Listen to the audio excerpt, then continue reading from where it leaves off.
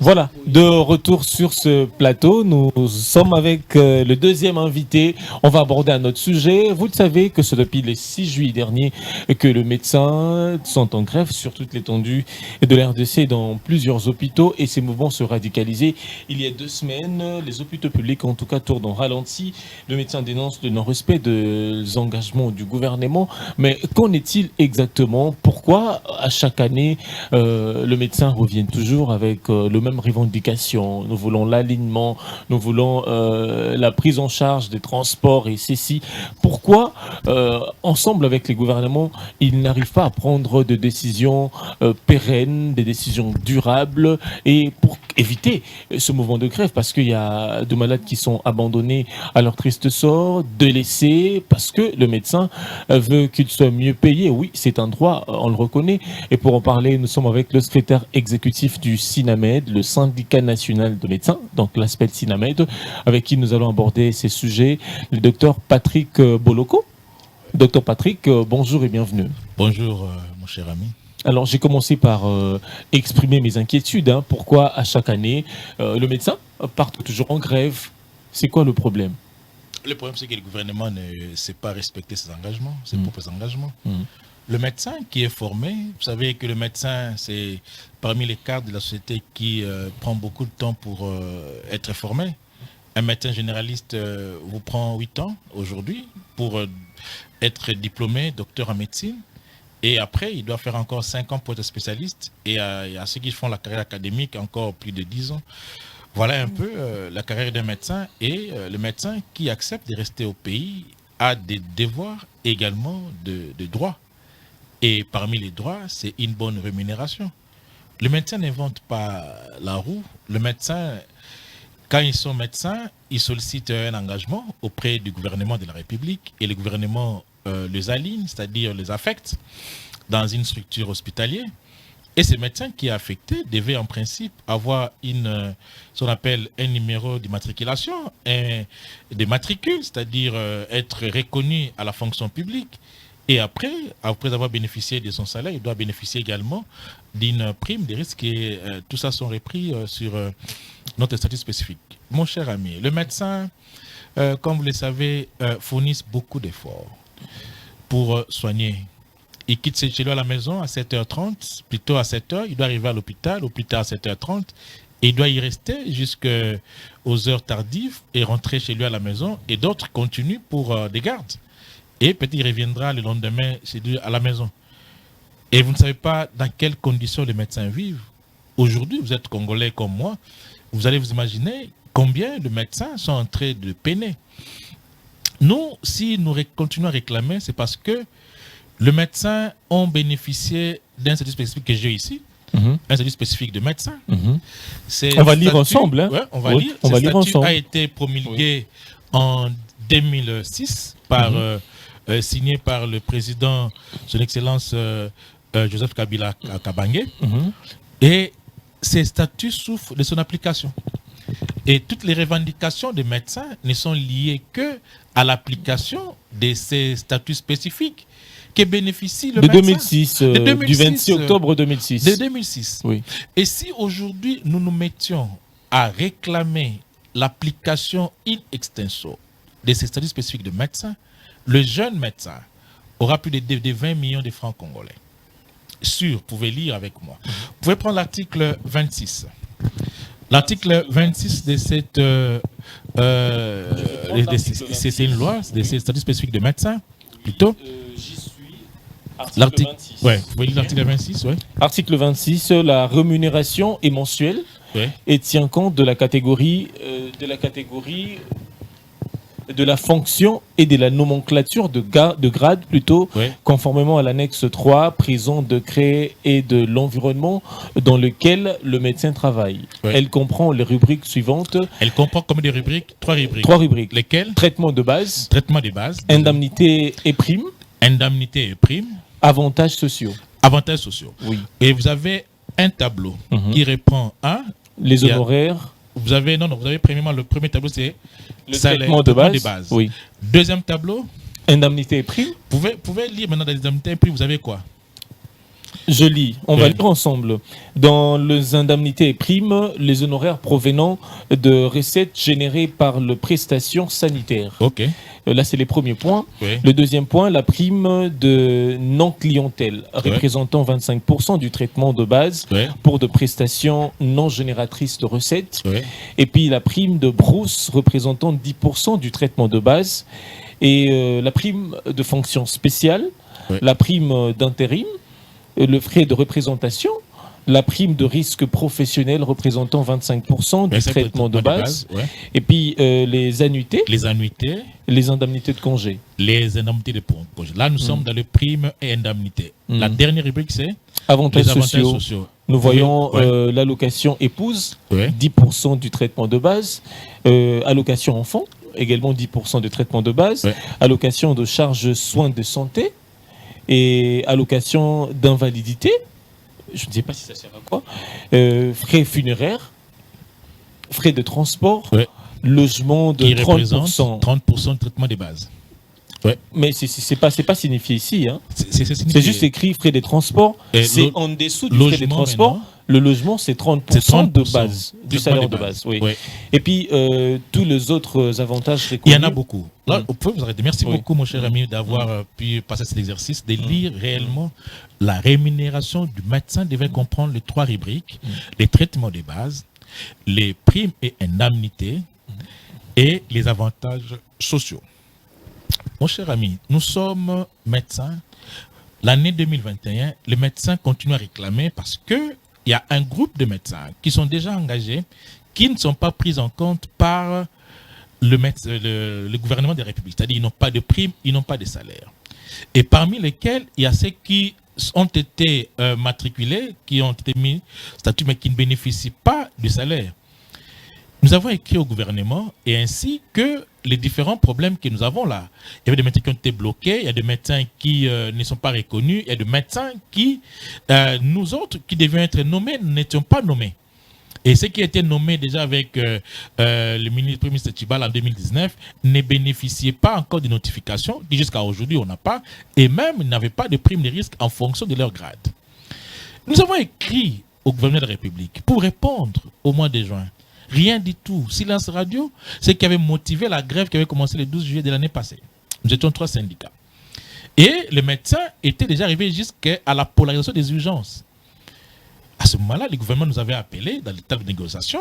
Nous avons échangé avec le gouvernement, ce qui avait motivé qu'on signe un accord que nous appelons l'accord du 3 août. Vous avez été avec nous le 3 août, où nous avons fêté l'an 1 de l'accord du 3 août sans aucune application. Aucune action véritable du gouvernement de la République, hormis la signature de chef de l'État sur la promotion du médecin général, chef de clinique et résident, et nous remercions les chefs d'État pour cela. Nous signons l'accord et le médecin consciencieux ont fait confiance au gouvernement de la République. Nous avons suspendu la grève le 3 août. 8 mois après, nous avons entendu octobre, août, septembre, octobre, novembre, décembre, janvier, février, mars, rien du tout. Parce que dans l'accord, le gouvernement de la République avait pris l'engagement de payer les indemnités. Qui le fait? Des indemnités de transport et de logement. Vous avez lu que le logement représente 30% du traitement de base. Si aujourd'hui, nous voulons que le gouvernement paye les 30% du traitement de base, le médecin aura 1 760 000 comme logement, 30% de traitement de base. Et nous disons, si nous voulons appliquer, ce sera 1 760 000 pour ça. Pour le logement, nous disons, si on peut avoir ce qu'on appelle un plan de sortie de crise. Je vais arriver. Mais pendant ce temps, le gouvernement n'honore pas. Donc, hormis, s'il vous plaît, docteur, hormis vos honoraires, le 1 700 000 servirait comme le logement. Ce n'est pas moi qui l'invente. Vous avez lu vous-même. Non, moi je n'ai fait que reposer la question. Je suis en train d'arriver. Oui. Le médecin bénéficie de ces statuts spécifiques. Et aujourd'hui, le médecin, de tout ce que vous avez lu là, il n'y a que la prime des risques. Dans le prime et indemnité, il n'y a que la prime des risques. Les traitements de base, il y a quelque chose qu'on donne qui ne représente pas grand-chose, je peux vous le dire. Et il n'y a pas de prime de brousse, il n'y a pas des annuités, il n'y a pas de transports, il n'y a pas de logement, il n'y a pas d'allocation familiale pour l'épouse, pour les enfants. Il n'y en a pas. Tout ça, il n'y en a pas. Il n'y a que ce qui représente la rémunération principale du médecin aujourd'hui, il n'y a que la prime de risque.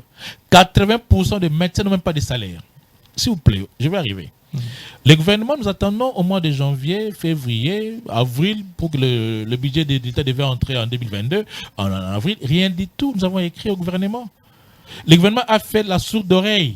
Il n'a pas voulu répondre aux attentes des médecins. Préavis et le médecin, nous sommes réunis et le SNAMED a tiré la sonnette d'alarme. Nous avons été conviés à des assises à Bibois du 16 au 25. Et nous sommes allés, c'était pour d'abord mettre sur pied... Qui s'est tenu récemment. Qui s'est tenu récemment à Bibois. Nous devions nous retrouver avec d'autres syndicats et le gouvernement a réuni toute la corporation. Le médecin, les infirmiers, les pharmaciens, les administratifs, les chirurgiens dentistes. C'était bien, c'est pour aider tous les pays. Mais avant d'arriver là, docteur, vous aviez dit que vous êtes arrivé à... Je ne sais pas, un accord de crise, quelque chose pour juguler quand même la crise après les mouvements de grève. Non. Oui. Non. J'ai dit un plan de sortie de crise. Le gouvernement va proposer un plan de sortie. Oui. Mais nous ne sommes pas encore là. Je suis en train de vous relater, de vous peindre un peu les tableaux. Oui. Comment nous sommes arrivés ici? Comment nous sommes arrivés aujourd'hui que les médecins d'Hébreu, ils ne sont pas dans les hôpitaux. Vous avez circulé, vous avez été à Momayemou, vous avez été à l'hôpital général des références. À la clinique quinoise. Oui. Moi, je viens des cliniques universitaires aujourd'hui. Avant que je ne puisse venir ici, j'étais à l'hôpital... Au Bredouin Premier, j'étais à Massina, j'ai fait pratiquement Matete, j'ai fait HKK, j'ai fait ASC chez l'hôpital d'amitié sino-congolais, j'ai fait l'USTEM Djili. Les médecins ont débrayé, les médecins ne travaillent pas. Les médecins veulent que le gouvernement puisse montrer des signaux forts. Je vous dis que nous sommes allés à Bibois, pour qu'on mette sur pied les règlements de l'intérêt de cette commission d'harmonisation qui devait traiter les problèmes des médecins de façon permanente. Ok. Deuxièmement, nous devions parler des problèmes réels de médecins. Dans le fichier Bibois, il restait pratiquement une affaire de 1760 médecins. Mais 1760 médecins qui attendaient pour être repris sur les fichiers, pour être alignés. Le gouvernement a interrompu cet alignement. En T1, il n'y avait pas d'alignement. Il y a eu un alignement qui s'est fait avec le secrétaire général à la santé lui-même, sans consulter les autres. Mais vous réclamez l'alignement de 10 000 médecins. Non, là, il y a une confusion. Il y a 6 000 médecins qui ne sont pas pour la prime, sur la prime de risque, oui. dont 1 700 sont déjà dans les fichiers Bibois. Oui. On devait tous les absorber. À part eux, il y a 10 000 médecins non mécanisés. Ils n'ont pas de salaire. Oui. Qu'ils soient alignés. Donc, qu'ils soient mis sous statut, c'est-à-dire qu'ils soient mécanisés, qu'ils aient le salaire de l'État, les traitements de base de l'État. Okay? Donc, à Bibois, il fallait qu'il y ait au moins 1700 qui soient alignés à la prime de risque. Merci, vous le faites très bien. À la prime de risque. Parce que le gouvernement n'a pris qu'en T2. Mais en T1, il n'avait pas pris. En T2, il a pris lui-même, le secrétaire général avec ses services, ils sont réunis. Et là, nous avons 1700 qui ne sont pas pris sur la prime de risque. Il y a ceux qui ont fait 3 ans, 4 ans, même 5 ans, qui attendent. Et ça pose problème, un réel problème. Le médecin qui se réveille le matin, il doit aller travailler, c'est 7 jours, il travaille. Nous, on n'a pas de repos. Okay? Même le dimanche, nous travaillons. Si tu es sur l'horaire, le dimanche, tu fais ta garde. Vous comprenez un peu. Et ce médecin-là n'est pas rémunéré. Et ça pose un vrai problème, un réel problème. Parce que les gens, quand ils voient le médecin, ils voient les autres. Ils ne voient pas le petit médecin là, qui a fini il y a 2 ans, 3 ans, 4 ans, qui doit s'écarteler pour aller avoir quelque chose. Ça pose un réel problème. Nous avons demandé au gouvernement de prendre une partie des médecins au T3. Ce n'est pas encore tard. La paye de T3 a été initiée déjà, mais nous voulons que le gouvernement prenne en charge une partie de ces médecins, les 1700-là, le prendre en paye complémentaire dans ces T3 ici. C'est possible, mon cher ami. Nous avons été avec les experts du gouvernement de la République, de l'administration du budget. Ils nous ont dit que c'est possible qu'on prenne une partie. Nous avons eu un plan de non, mais qu'est-ce qui bloque? La plus grande question, c'est qu'est-ce qui bloque? C'est le gouvernement qui bloque. Oui. Est-ce que c'est le gouvernement qui pourrait être responsable de ce blocage? Vous imaginez? Je l'ai dit dans mon dernier discours, que la grève à laquelle les médecins sont appelés, c'est le gouvernement qui les a poussés. Nous sommes allés à Bibois. La Bibois, il y a eu un avenant qui a été signé par un syndicat frère. Alors que l'accord a été, un avenant vient compléter un accord. L'avenant a été signé avec le SINAMED et l'autre syndicat. avec les 3 ministres qui sont encore là, il n'y a pas eu remaniement. Le ministre, le vice-premier ministre, le ministre de la fonction publique, Liao, le ministre d'État, ministre de budget, M. Aimé Boudji, son excellence, et notre ministre de tutelle, son excellence, Jean-Jacques Bongani. Ils sont tous là, ils avaient signé. Nous sommes allés à Bibois, rien n'est fait, aucune plénière n'a été convoquée pour que nous soyons nous retrouver. OK? Ensemble. Il y a eu des commissions que les médecins ont travaillé. Et la veille, le vice-premier ministre, ministre de la fonction publique, nous avait appelé pour nous dire voilà, il nous a proposé certaines choses.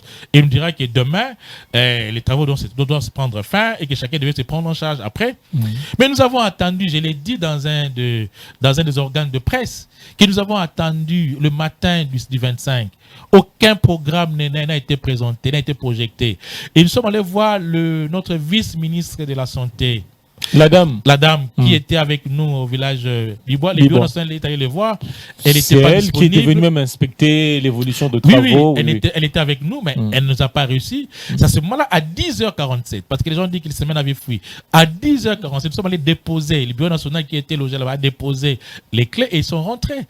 Et ce n'est qu'après que nous aurons des coups de fil vers l'après-midi, tout ça. Et puis nous serons surpris de voir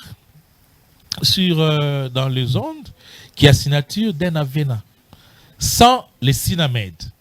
Et dans cet avenant, les syndicats devaient s'engager à assurer la paix sociale. Et dans cet avenant-là, il y a eu un rétropédalage. Tu peux me poser la question, quelles sont les attentes des médecins? En fait, les médecins réclament le respect de l'accord du 3 août. Mon cher ami, je vais faire court. Dans l'accord du 3 août, le gouvernement s'était engagé à prendre des actes administratifs. Alors, docteur, attendez, le temps que vous fêtez, je vais quand même... L'avenant dont... Alors, vous allez répondre l'avenant. Je vous signale que les médecins sont en grève. On veut trouver une solution à ce problème. Qu'est-ce qui se passe exactement? C'est l'objectif de la venue du docteur ici sur ce plateau. Est-ce qu'on peut reprendre sur les revendications? Non, je vous dis ceci. Le gouvernement s'était engagé à respecter l'accord du 3 août. Parce qu'il y avait des engagements du syndicat. Les syndicats devaient obtenir de la base la suspension de la grève. Et nous avions obtenu la suspension de la grève le 3 août de l'année passée. Mais le gouvernement devait s'engager, lui également, à prendre des actes administratifs. 2, à améliorer la rémunération de médecins. Pour ce qui est des actes administratifs, qu'est-ce que le gouvernement devait faire? Il devait admettre sous statut des médecins nouvelle unité, repris sur l'accord du 3 août, mon cher ami. Deuxièmement, mécaniser des médecins non payés. Troisièmement, aligner de manière ininterrompue le médecin à la prime des risques. Je vous ai dit. Tout le 6 000. Non, d'abord les 1700 qui restaient sur le fichier Bibois, qui devaient être pris en compte. Mais nous avons constaté une interruption dont la cause n'est pas connue par le médecin. En janvier, aucun médecin n'a été pris en compte. En avril, le secrétaire général s'est retrouvé seul avec ses services. Ils ont aligné. Sur quelle base? Lui-même, il nous a présenté le profil des médecins qu'il avait aligné sans consulter nous, parce qu'on devait avoir une commission d'harmonisation. Et jusqu'à aujourd'hui, cela est interrompu. Par quelle magie? Pourquoi? Nous ne le savons pas. Seul le gouvernement le sait. Le gouvernement avait pris l'engagement de promouvoir en grade de médecins généraux, chefs de clinique et résidents. Je vous ai dit, seule l'ordonnance présidentielle prise par son Excellence, Monsieur le Président de la République, chef de l'État, a été respectée comme engagement et nous félicitons, nous remercions le chef de l'État pour cela. Mais pour l'amélioration de la rémunération des médecins, il fallait que le gouvernement réactive des rubriques immunisées de la rémunération, telles que le logement et les transports. Et le gouvernement s'était engagé qu'en janvier 2022, ou à l'effectivité du budget 2022, il fallait que le médecin bénéficie du salaire, du transport et du logement. Et vous le savez, nous avions dit que si on tenait compte du statut spécifique de médecin, les 30% représenteraient 1 760 000 pour les logements. Mais non, Nous avons proposé au gouvernement de donner ne fût-ce que 400 000 francs seulement, comme un forfait. Vous comprenez un peu? Et pour les transports, 260 000 francs congolais, qui devaient représenter 10 000 francs par jour pour les 26 jours. Mais le gouvernement ne fait pas ça. Et le gouvernement va signer un avenant avec... Là, à Bibois. À Bibois. Ici, l'avenant... Un avenant que vous avez signé, nous n'avions pas signé avec le gouvernement. Non, non. Le Sénat n'a jamais signé un avenant avec le gouvernement parce que le Sénat n'a pas été invité pour cet avenant-là. La veille, on nous a proposé un avenant, nous avions apporté des amendements. Vous comprenez un peu? Buffet des mentions qui n'étaient pas utiles, mais nous sommes réveillés le matin, aucun programme. Aucun. Nous sommes allés voir la vice-ministre qui restait avec nous à Bibois. Là, c'est le bureau. J'ai dit, nous, c'est pas moi, c'est le bureau national. Le Sinamet. Le Sinamet. Elle ne nous a pas réussi, elle s'est reposée encore. Et jusqu'à 10h47, vous imaginez, vous êtes pour les travaux, 10h47, aucun programme, personne ne décroche les téléphones.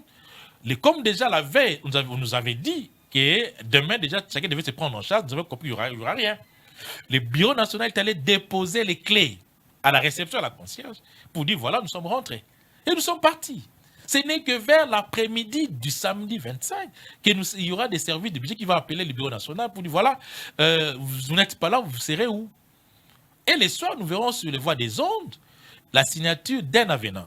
L'avenant, là, le gouvernement de la République, je vais vous lire. L'avenant de la République devait organiser. L'avenant a été signé par un syndicat remettant en cause pratiquement l'accord du 3 août, avec comme point de chute l'organisation d'un atelier sur les indemnités de transport et de logement. Je vous l'ai dit ici, dans 15 jours, alors que cette question est déjà résolue dans l'article 26 que vous avez lu. Deuxièmement, est résolu également dans l'accord du 3 août. Résolu. Mais à ce jour, plus d'un mois après et demi des datés de Bibois, même cette commission qui devait se réunir pour traiter des logements n'a pas été convoquée. Vous comprenez un peu? Qu'est-ce qu'attendent les médecins, mon cher frère? Les médecins des services publics de l'État attendent l'alignement à la prime des risques professionnels de près de 1700 médecins internes. Vous comprenez un peu? Car le gouvernement de la République n'a pas honoré ses engagements en janvier et en juillet 2022.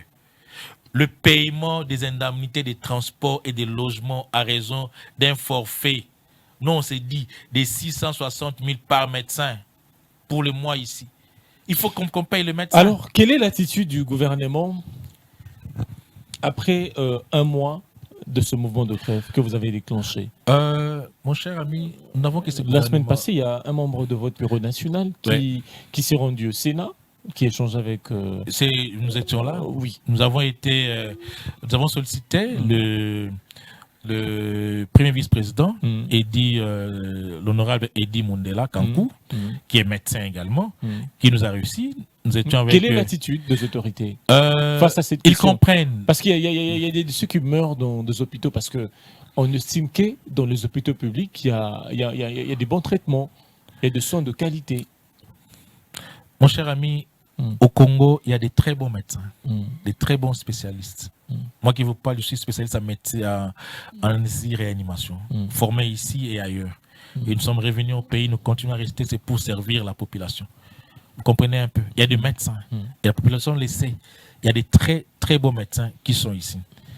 Et le gouvernement, les autorités, lorsqu'ils nous reçoivent, à l'occurrence, l'honorable Eddy Mundela, le premier vice-président, il nous a reçus. Il a dit lui-même que les revendications des médecins sont fondées, sont légitimes, et les médecins n'ont pas débrayé dans les négociations. Nous sommes toujours ouverts lorsqu'on nous invite, parce que tu ne te fais pas inviter toi-même, il faut que le membre du gouvernement vous invite. Et le bureau national est toujours ouvert aux négociations. Parce que ceux qui meurent, c'est la population congolaise, ceux qui souffrent, ceux qui ne savent pas être reçus par le médecin. Parce que le médecin ne veut pas rester à la maison. Le médecin veut rentrer travailler. Mais il va rentrer travailler comment lorsque ces conditions ne sont pas réunies, mon cher ami? Vous le savez, je le dirai toujours, que l'État congolais a le devoir de mettre sur pied un système de santé adéquat.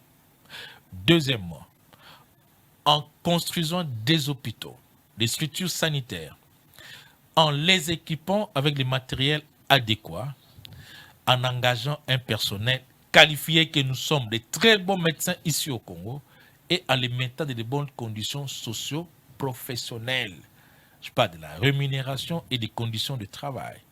Et les médecins... Vous devriez aussi savoir aussi bénéficier de vos droits de manière progressive aussi, au regard du budget du pays, au regard des priorités aussi du pays. Depuis 2006, mon cher ami, je vous ai dit, tu as lu les rubriques de la rémunération des médecins. Il n'y a que la prime des risques et les traitements de base. Il n'y a pas des avantages sociaux. Il n'y a rien. Quand vous me dites, j'ai l'accord, un avenant qui a été signé en 2009. J'étais déjà syndicaliste. En 2009, j'étais médecin. Avec le ministre, son Excellence Makweng Kaputu, et celui qui était au budget, c'est Jean-Baptiste Ntoa. Jean-Baptiste Ntoa. Ouais, ils ont signé cet accord, et dans l'accord, il insiste qu'il disait que les différentes rubriques seront introduites progressivement. Nous sommes en 2009. Je suis déjà syndicaliste, j'étais sectionnaire d'une structure ici à la place, de la place. Et nous attendons.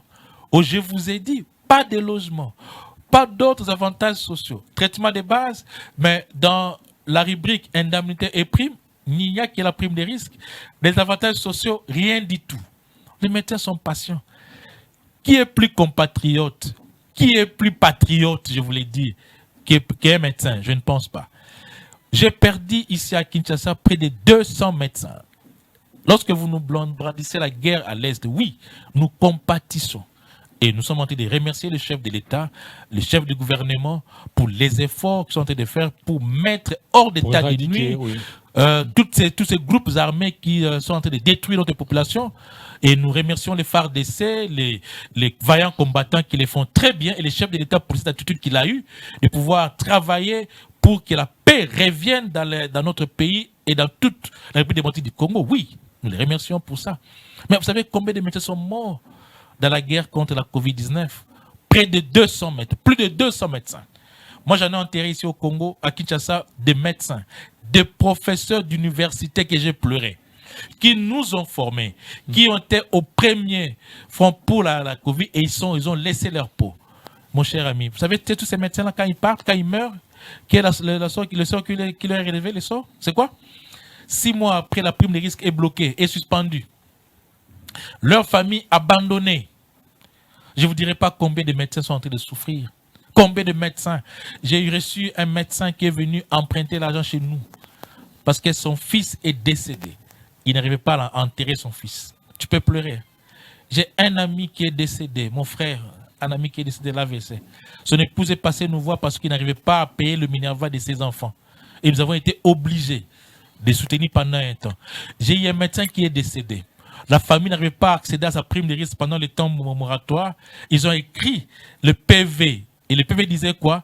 Notre frère n'a rien laissé de valeur, excepté sa prime de risque, mon cher. Je vais terminer par là.